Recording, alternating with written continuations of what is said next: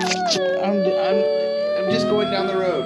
I'm not going far, okay? Okay. As a storyteller, this sight is often unseen. The stress the career can have on families is better shown than described. All right, heading to the shoot. Super Bowl week is finally here, 7 days out from the big game. So for the next 7 days, this will be my workspace away from home, telling this story.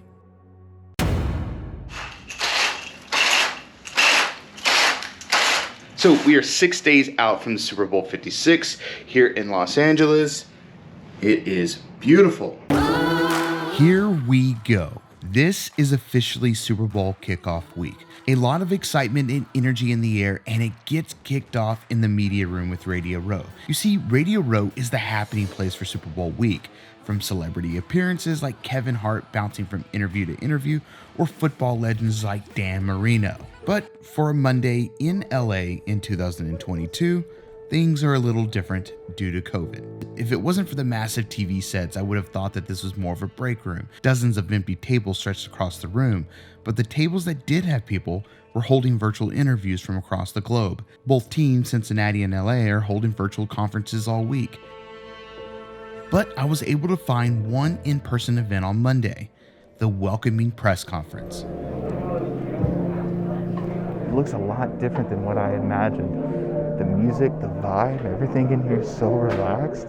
Now, the vibe walking into this room was different.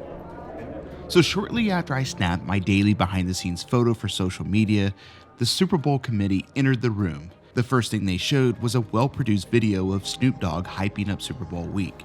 From the lifeblood of Inglewood to the lights of Hollywood. Woo! That video fired me up.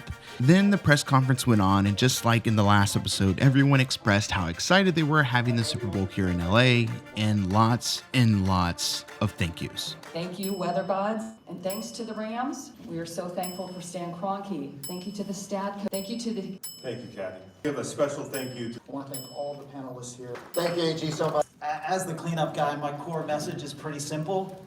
Thank you, thank you, thank you. So after the press conference, leaders broke up into smaller groups for interviews. I joined in and listened to a reporter from Germany ask Inglewood's Mayor James Butts if he would consider the growth of Inglewood over the past couple of years a miracle. City Hall. That's not a miracle.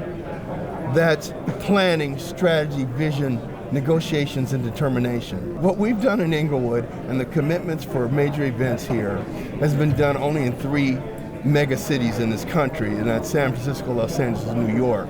And what we've done in 7 years took them a generation. Why I can get on that whole miracle thing. This is not a miracle. This is a plan. I was so fascinated by this reporter and his questions.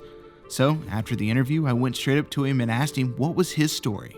Come to find out, this is his 24th Super Bowl to fly in for. It would have been my silver jubilee, but thanks to COVID, I was missing Tampa. Yeah, because there was the lockdown. But yeah, I've been covering many Super Bowls. So I had to ask him, what tips would you give me? Yeah, but if I was you, I would try to get as many press conferences as possible, simply to catch up with the general atmosphere, sustainability, how things are affecting the local inhabitants. Like you saw, the mayor got really emotional. I think these are the most important things. He also went on to tell me that the Super Bowl went well beyond the game. So I wanted to see it for myself the next day. The next day I headed just south of downtown to see for myself what the NFL was doing for the community. South LA is known as a food desert, lacking easy access to fresh and healthy foods. So what we're going to do today is something super special, because all the plants you see here, we're going to provide vertical gardens to families that cannot grow a garden in their home because they might not have the space. I think that there's some misconceptions, you know what I mean? I think that people perceive South LA as, you know, a community of people who aren't necessarily interested in these types of things, in healthy eating and just availability of greens, veggies, fruits, and that's not the case, you know. We're here to show you today that tons of people care about these things. The NFL Green Program is attempting to provide a solution along with the nonprofit organization, A Place Called Home.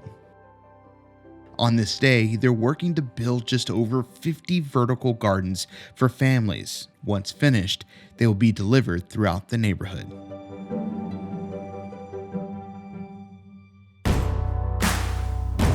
Later that afternoon, we jumped over to LAX, where Cincinnati was finally set to land in Los Angeles. We're excited. I got my all-access pass. You know, we're excited that the Bengals are in town. We're ready to welcome them and get them ready for the Super Bowl. And hopefully, you know, whichever team wins, and we'll celebrate whichever way, because we're true LAans right now. Yes, sir. Woo woo! Angelinos! Woo! You know, playing in high school, I never really got too excited the week of the game. It wasn't until that other team arrived on campus. Now this moment feels like it's official. Game day is just days away.